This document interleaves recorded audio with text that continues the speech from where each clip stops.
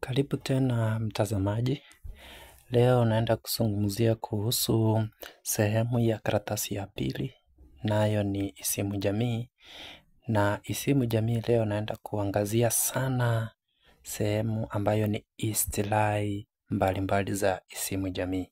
Kwa hivyo, kaa nami hadi tamati.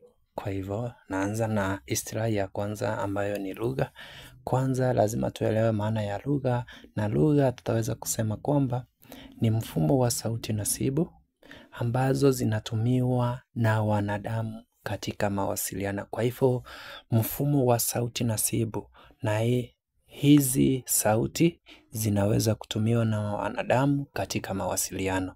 Kwa hivyo huo mfumo wa sauti nasibu ambazo zinaweza kutumiwa na binadamu katika mawasiliano ndio sasa tunaweza sema kwamba ni lugha. Kwa hivyo istilahi ya pili ni mawasiliano. Mawasiliano ni nini? Ni utaratibu ambao unawezesha viumbe kupashana ujumbe. Ili tuweze kusema kwamba kuna mawasiliano hapo, lazima tuwe na muwasilishi na mpokeaji wa ujumbe. Ikiwa muwasilishi hajawasilisha ujumbe kwa mpokeaji na mpokeaji aweze kujibu, hapo hatutaweza kusema kuna mawasiliano. Lakini tukiona kuna mawasiliano yamefanyika, ama tuseme kwamba kuna mawasiliano ambayo yameweza kufanyika, ni kumaanisha lazima tuwe na muwasilishi. Muwasilishi akiwasilisha ujumbe na hakika mpokeaji aweze kufanya nini? Kujibu. Hapo sasa tutaweza sema ni mawasiliano. Kwa hivyo utaratibu ambao unawezesha viumbe kupashana ujumbe ni mawasiliano.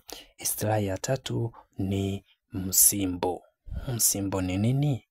Kwa hivyo msimbo ni lugha ibuka ya kupanga ili kuficha maana.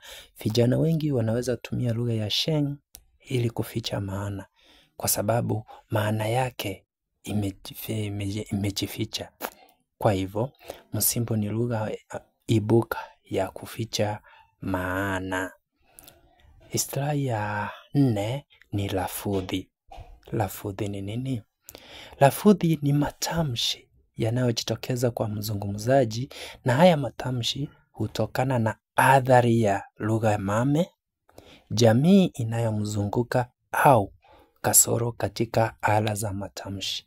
Kwa hivyo ukiweza kupata swali ukiulizwa eleza sababu zinazofanya mtu awe na lafudhi, utaweza ukasema kwamba ni athari ya lugha mame, jamii inayomzunguka au kasoro katika